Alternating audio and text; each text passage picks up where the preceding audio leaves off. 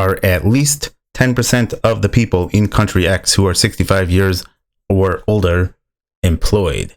So it seems like a pretty straightforward data sufficiency question. No real question, or no real information, I should say, given in our prompt. It's just a question. But I think a lot of people find this question very frustrating, actually, because from the prompt, it sort of seems like it might be an overlapping set question where our two groups are people who are 65 years or older, and then people who are employed. And so we got people who are 65 years or older, people who are not 65 years or older. Then we have people who are employed, and then people who are unemployed. However, if you were to set up a matrix, an overlapping set matrix, with those groups, you might run into trouble, especially with the second statement.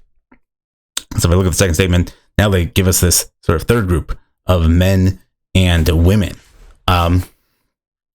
which would completely throw off your overlapping set matrix. So you'd have to either find a different way of setting it up or a different way of organizing your information entirely. So I'm not going to assume this is an overlapping set question. I'm going to just move on to the statements. I guess one thing I can do with the prompt is I can sort of phrase my question algebraically. So I want to know if something is at least 10%. So I want to know if my percentage here, X, is greater than or equal to 10%. And so what is this X? It's the percent of the people who are 65 years or older employed. So I want to know if my employed people greater than or equal to 65 years old over my total people greater than or equal to 65 years old. This is my X. So I want to know if this is greater than or equal to 10%. So one thing I always take note of is when I see the word at least, because that means I'm just looking for, I don't need to actually find what this percentage is or what this ratio is.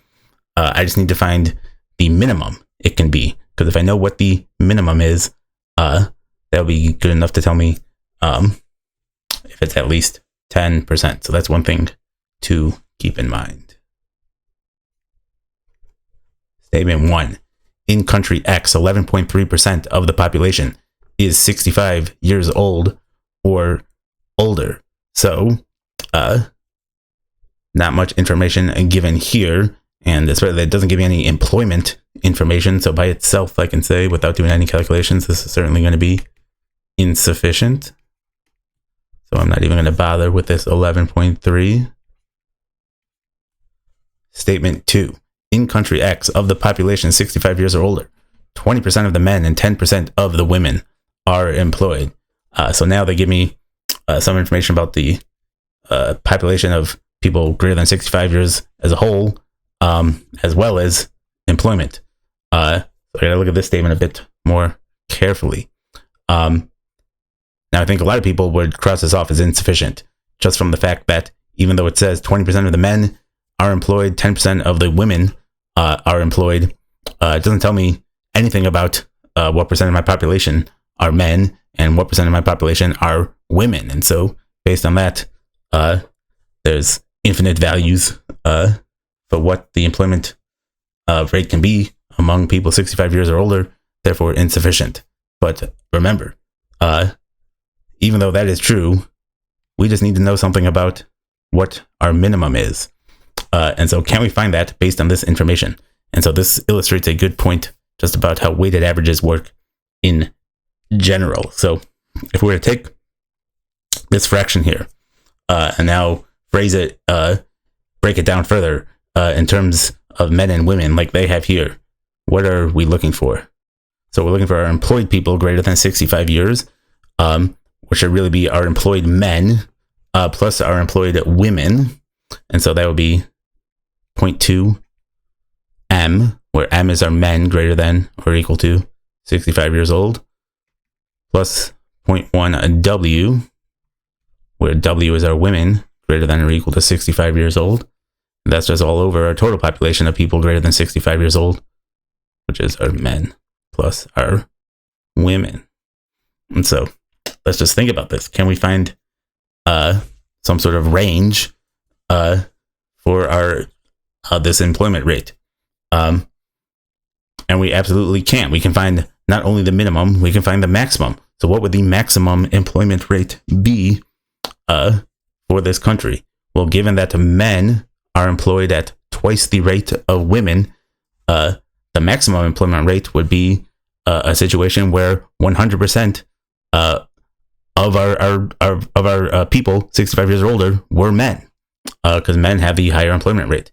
And so if every single person in our country who was 65 years older was a man, then we would have a perfect employment rate of 20%. Because if we put it in terms of how we wrote here, if everyone's a man, then this is 0, this is 0. So we just have 0.2 m over m, which is 0.2. So based on that, we know our x got to be less than 20%. I should say less than or equal to 20%. Then we're not looking for the maximum, though. We're looking for the minimum. So what is the minimum employment rate? And that will be the extreme scenario where 100% of our population were women, because women have the lower employment rate. And so if we had no men in our town, our population would just be 0.1 W over W, which is 10%. So we know X has to be less than or equal to 20%. It'd be greater than or equal to 10%. And this is true of weighted averages in general. Your weighted average always has to be between your two individual percentages.